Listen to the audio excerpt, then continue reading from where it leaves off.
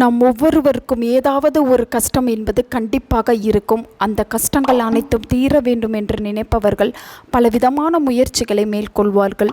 அப்படி முயற்சிகளை மேற்கொண்டும் அதில் தடைகள் ஏற்பட்டு அந்த கஷ்டங்கள் விலகாமல் இருக்கிறது, என்ன செய்வது என்றே தெரியவில்லை என்று நினைப்பவர்கள் செவ்வாய்க்கிழமை அன்று முருகப்பெருமானை வழிபாடு செய்துவிட்டு உப்பையும் மிளகையும் இந்த இடத்தில் வைத்தால் போதும், கஷ்டங்கள் அனைத்தும் கரைந்து போகும்.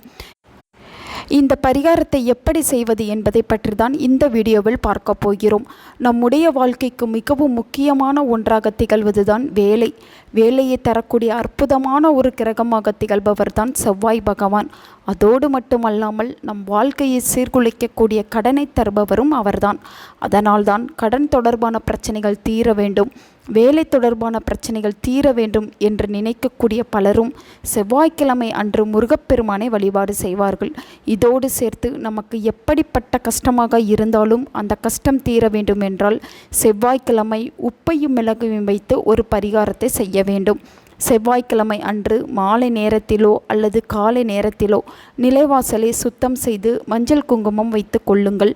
பிறகு நிலைவாசலில் 2 புறங்களிலும் ஒரு சிறிய தட்டிலோ அல்லது கிண்ணத்திலோ ஒரு கைப்பிடி அளவு உப்பையும் சிறிது மிளகையும் வைத்துவிட வேண்டும்.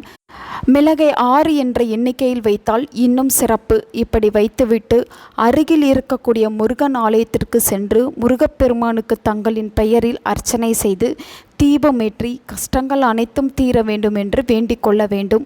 அன்று மாலை வீட்டில் வந்து தீபமேற்றும் பொழுது நிலைவாசலிலும் நெய் அல்லது நல்லெண்ணெய் ஊற்றி தீபமேற்ற வேண்டும்.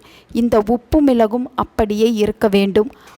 அடுத்து வரக்கூடிய செவ்வாய்க்கிழமை அன்று காலையில் உப்பையும் மிளகையும் எடுத்து கால்படாத இடத்திலோ அல்லது ஓடுகின்ற நீரிலோ போட்டுவிட வேண்டும்.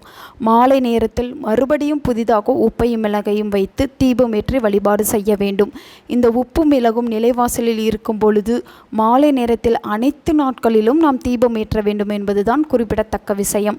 இந்த முறையில் நிலைவாசலில் உப்பையும் மிளகையும் வைத்து தீபமேற்றி வழிபாடு செய்வதன் மூலம் முருகப்பெருமான் மற்றும் துர்காதேவியின் அருள் பரிபூரணமாக கிடைக்கப்பெற்று எந்த கஷ்டம் நம்மை விட்டு விலக வேண்டும் என்று நினைக்கிறோமோ அந்த கஷ்டம் விலகி செல்லும். ஒவ்வொரு செவ்வாய்க்கிழமையும் முருகன் ஆலயத்திற்கு சென்று தங்களின் பெயரில் அர்ச்சனை செய்வது மற்றும் தீபம் ஏற்றுவதை வழக்கமாக வைத்து கொள்ளுங்கள்.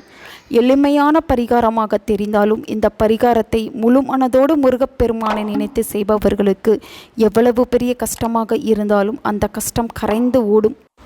உங்கள் நண்பர்களுக்கும் உங்கள் உறவினர்களுக்கும் இந்த வீடியோவை ஷேர் பண்ணுங்கள். அவங்களும் இதை பற்றி தெரிஞ்சுக்கிடட்டும்.